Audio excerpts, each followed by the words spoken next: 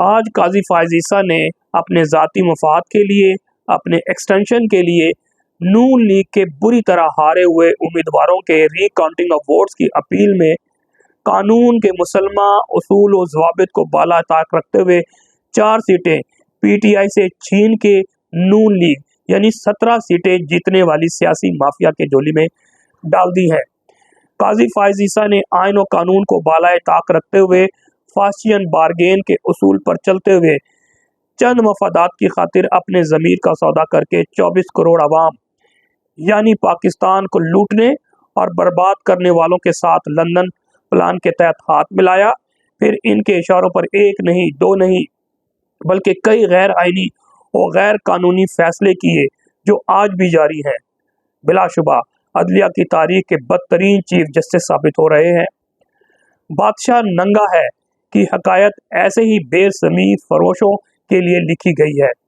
अस्सलाम वालेकुम मेरे पाकिस्तानियों, आप देख रहे हैं lawn state with advocate Atiq Rahman Siddiqui.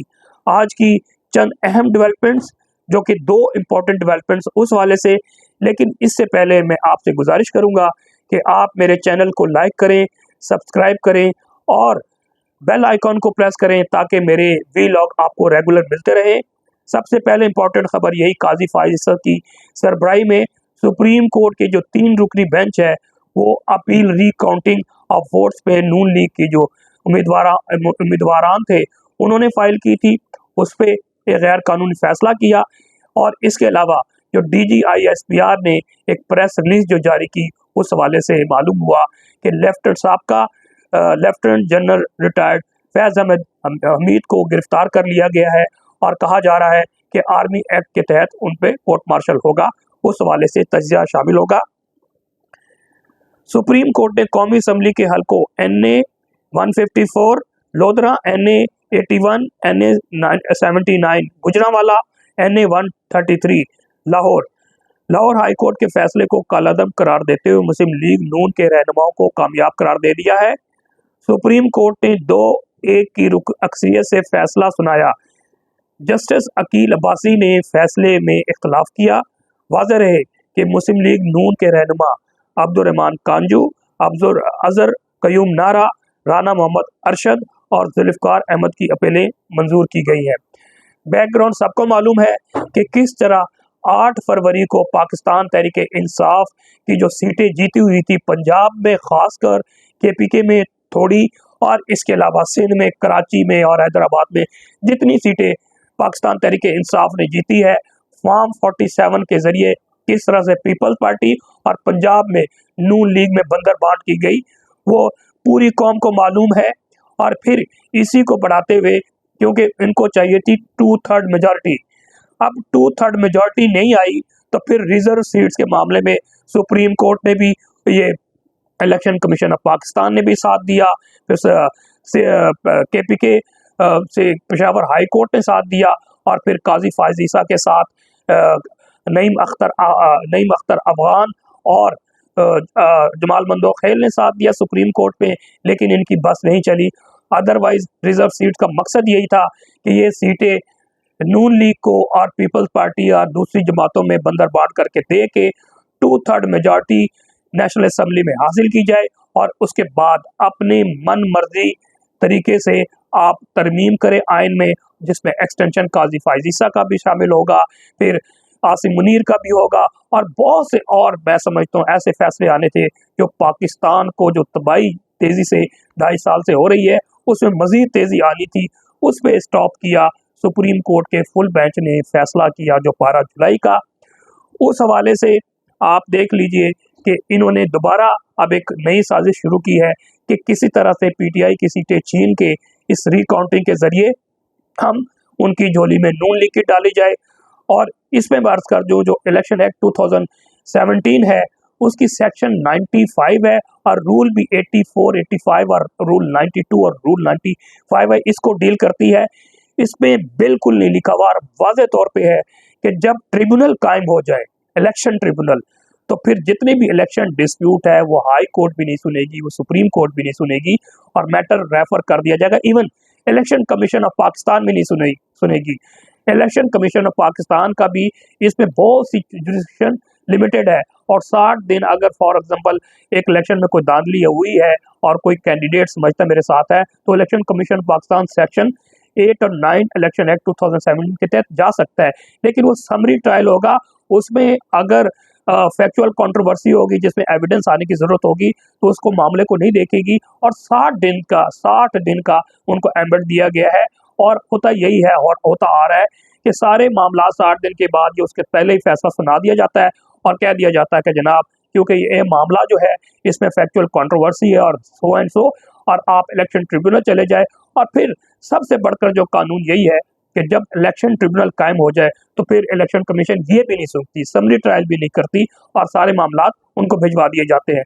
तो इतना खुल्लम खुल्ला वायलेशन किया गया है कि इसलिए किस तरह सीट बढ़ा दिया जाए नून लीग की और हुकूमत की, ट्रेजरी बेंच की, ताकि किसी तरह 2/3 मेजॉरिटी दे दी जाए। अब क्वेश्चन ये है कि क्या काजी फायज ईसा पीडीएम फस्ताई गरदगर इस अपने नापाक अजायम में मजूम मकासद में कामयाब हो जाएंगे? तो बहसियत कानूनदान मैं समझता हूँ और पॉलिटिकल साइंटिस्ट स्टूडेंट मैं समझता हूँ कि ऐसा मुमकिन नहीं होगा, क्योंकि इस वक्त भी पाकिस्तान तहरीक इंसाफ और सुन्नी इत्तेहाद कौंसिल की मिला के और अपोजिशन को मिला के 104 सीटें हैं, जबकि इनके पास इस वक्त तकरीबन 140 या 142 सीटें हैं। और रिजर्व सीट्स अगर शामिल कर लिया जाए तो ये 104 सीटें जो है 130 से ऊपर चली जाएंगी। तो मुख्तसर ये है कि अभी ये भी इसीलिए इलेक्शन एक्ट में तरमीम का मकसद यही है कि किसी तरह बंद बांधा जाए चंद दिनों के लिए, और बांधने में कामयाब हो गए हैं। अदरवाइज 6 तारीख कटआउट डेट थी और ये रिजर्व सीटें पाकिस्तान तहरीक इंसाफ को आनी थी और अपोजिशन की तादाद बढ़ जानी थी, लेकिन वक्ती तौर पर रोका गया है। और उम्मीद करता हूँ कि क्योंकि तहरीक इंसाफ चली गई है सुप्रीम कोर्ट में, और जल्द या बदेर ये सीटें, रिजर्व सीटें पाकिस्तान तहरीक इंसाफ को आएंगी और इनको मुंह की खानी पड़ेगी। अब क्वेश्चन है कि काजी फायज ईसा क्या अपने मजमूम मकासद में कामयाब होंगे? आंसर है नो। रिजर्व सीट्स में अभी काफ़ी सीटें मौजूद हैं, वो तहरीक इंसाफ की है, उनके पास किस तौर पर नहीं जाएगी। जस्टिस मंसूर अली शाह और जस्टिस मुनीब अख्तर ने जो रिव्यू पिटीशन है उस पर उन्होंने इख्तलाफ किया था कि छुट्टियां हैं और रेगुलर केस लगेंगे ये सितंबर में जाके, और सितंबर के अगर लेट भी केस ये फिक्स होता है तो उसमें फिर टाइम लगेगा। और मुझे उम्मीद है कि जनाब ये रिजर्व सीट्स पाकिस्तान तहरीक इंसाफ की थी और इनको वापस मिलेगी और ये अमेंडमेंट नहीं हो पाएगी कॉन्स्टिट्यूशन में। और फिर काजी ईसा का ये जो प्रोग्राम है, लफ्ज़ नहीं कहना चाहता लेकिन ये बढ़ जाएगा। और काजी फायज ईसा को कि आज भी कोई अच्छे नामों से याद नहीं करता, तो ये मुंह छिपाते फिरेंगे। और मैं समझता हूँ इनका भी अंजाम ये होगा कि ये पाकिस्तान से भाग जाएंगे और पाकिस्तान से बाहर सेटल हो जाएंगे। इस मजमूम का इतना ही काफ़ी। इसके साथ पाकिस्तान तहरीक इंसाफ ने भी इस पर प्रेस कॉन्फ्रेंस भी की है और उसमें बिल्कुल कंडेम किया है। और बल्कि हसन रऊफ साहब ने, जो कि इंफॉर्मेशन सेक्रेटरी है पाकिस्तान तहरीक इंसाफ के, उन्होंने वाज़ह कर दिया है कि काजी फायज ईसा के खिलाफ हमने अदम एतमाद किया है, एप्लीकेशंस मूव की है, लेकिन फिर भी पाकिस्तान तहरीक इंसाफ का केस हो या इमरान खान का हो, ये बार बार सुनते हैं। इस पर भी बता दूं मेरे पाकिस्तानियों कि कोई कानून ऐसा नहीं है कि जब लिटिगेंट चाहता ही नहीं है, और एक नहीं सबको मालूम है, तो कभी भी जज नहीं सुनता। जज बल्कि उसके सामने आप जुबानी कह दें तो जज, ये रूटीन है, ये प्रिंसिपल है नेचुरल जस्टिस का, इक्विटी का, फेयर कॉन्शियस का, फेयर ट्रायल का। लेकिन क्या किया जाए, जब निज़ाम ही सारा मिल चुका हो तो फिर ये सारी चीज़ें होती हैं। इसी वजह से इस निज़ाम, इस बदबू निज़ाम, तफज़दा निज़ाम से आम पाकिस्तानियों, बल्कि आम पाकिस्तानी, सारे पाकिस्तानी, मैं जिससे भी मिलता हूँ, सब बददिल हो चुके हैं इस निज़ाम से कि ये लोग कब्ज़ा ग्रुप है और पाकिस्तान पे 24 करोड़ अवाम पे कब्ज़ा कर लिया है इन अशराफिया ने। जो 4 तबका है, वो DGISPR भी कहते हैं, आसिम मुनीर, 4 तबका है, जर्नल है, जर्नल्स हैं, हमारे जजेस हैं, हमारी ब्यूरोक्रेट्स हैं, हमारा सियासी माफिया है। इन्होंने पाकिस्तान को जकड़ लिया है। ये चंद मुट्ठी भर लोग हैं, इनको शिकस्त देनी है आइन और कानून के मुताबिक इंशाल्लाह। इसके बाद जो दूसरी डेवलपमेंट हुई है और वो यही है कि जनाब फैज़ हमीद को पता लगा है कि आर्मी ने अरेस्ट कर लिया है और कोर्ट मार्शल का प्लान किया है। लेफ्टिनेंट जनरल फैज़ हमीद को फौजी तहवील में ले लिया गया है। पाक फौज के शोबा ताल्लुकात ISPR का कहना है कि lieutenant general retired Faiz Hamid के खिलाफ federal general field general court martial का अमल शुरू कर दिया गया है।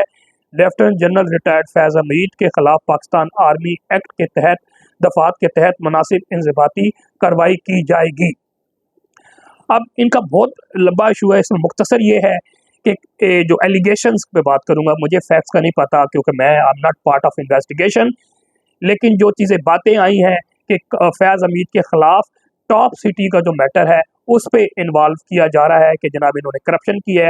टॉप सिटी में जो मोटरवे पिंडी इस्लामाबाद को लगती है और इर्द गिर्द सबसे बड़ा प्रोजेक्ट जो है ये टॉप सिटी का है, और इसमें भी अगर डिस्प्यूटेड में जाएंगे तो एक खातून है जायदा जावेद, उन्होंने भी एप्लीकेशन लिखी थी नैब को भी और गालबन सुप्रीम कोर्ट भी, और उन्होंने कहा था कि जनाब मेरा मुलाजिम है कमर मोइज गालबन उसका नाम था उनका है, और उन्होंने जालसाजी के जरिए इस पे कब्जा कर लिया। बहरहाल कमर मोइज को मजबूत किया गया और वही फस्ताई और गारतगरों ने इन लुटेरों ने उनको मजबूत किया।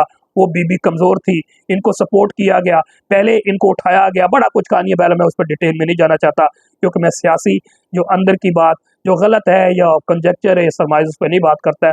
बहरहाल उसको अपने साथ में लाया गया डरा धमका के पैसे लेकर, और फिर उसके साथ चलाया गया। और डीजी जो लेफ्टिनेंट जनरल फैज़ हमीद है यकीनी तौर पर बड़ी बड़ी पोस्टों में रहे हैं, आर्मी में एडजुटेंट जनरल की सीट पे भी रहे हैं, डीजीसी भी रहे हैं, फिर ISI भी रहे हैं, इसके अलावा कोर कमांडर वगैरह बड़ी पोस्टों पे रहे हैं। पर उसमें डिटेल में जाने की मुझे ज़रूरत नहीं है, लेकिन मुख्तसर ये है कि कहा यह जाता है क्योंकि फैज़ हमीद साहब जो है ये आसिम मुनीर के अगेंस्ट रहे हैं, और अब भी किसी न किस तरह से ये कहा जा रहा है, एक तो ये एलिगेशन है टॉप सिटी का, इसके अलावा सुप्रीम कोर्ट में भी कमर मोइज ने फैज़ हमीद के खिलाफ दरख्वास्त दी थी, वो दी नहीं गई थी, दिलवाई गई थी, ठीक है।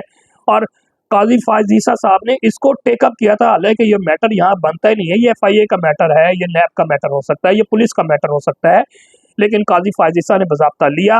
मकसद ये हाइप क्रिएट करना, मीडिया हाइप क्रिएट करना, एंड में वही हुआ कि जनाब ये मामला जो है ना उसको निपटा दिया गया, ये सुप्रीम कोर्ट का एम्बिट नहीं बनता, लेकिन उस पर हाइप क्रिएट किया गया था।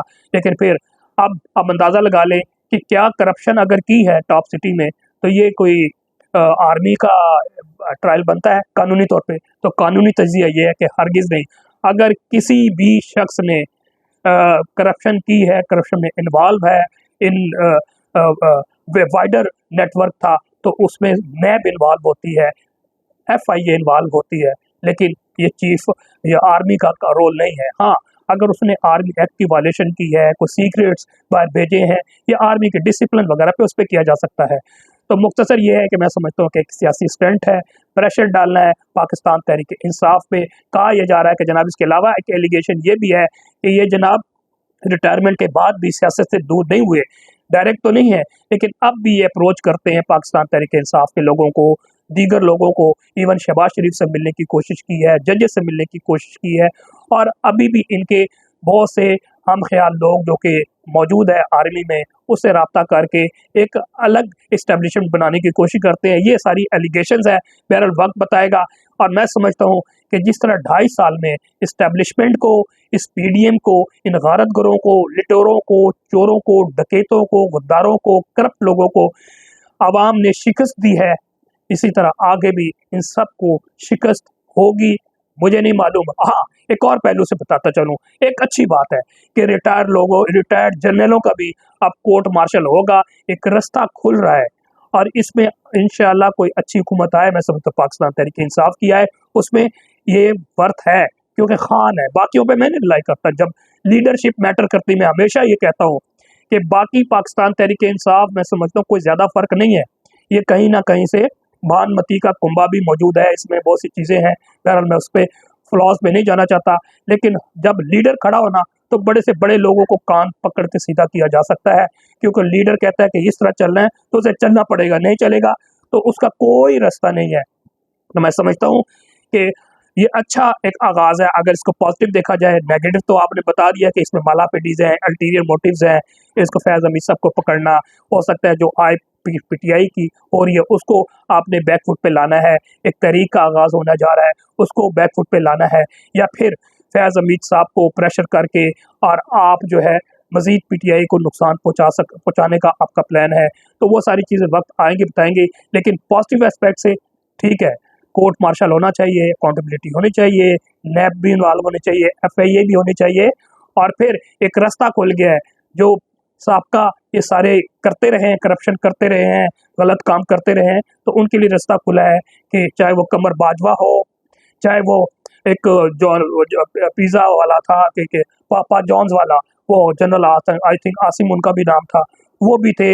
फिर परवेज़ कियानी साहब बाहर बैठे हैं जज़ीरे बना के, और भी बड़े जर्नल हैं जो कि दुबई लीक्स में भी आया हुआ है, पानामा लीक्स में भी आया हुआ है।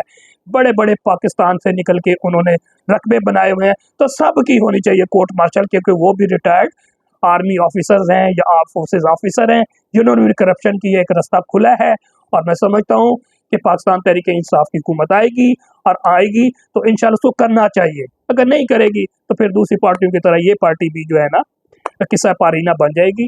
अब क्योंकि आवाम बहुत ज़्यादा एक्सपेक्टेशन करती है, और मैं समझता हूँ कि एक प्लान देना चाहिए, प्लान के बगैर नहीं चलेगा। तो ये दोनों चीज़ें पे आज मेरा व्लॉग था, और नेक्स्ट व्लॉग तक के लिए मुझे इजाज़त दीजिए। वस्सलाम। पाकिस्तान जिंदाबाद, अवाम जिंदाबाद।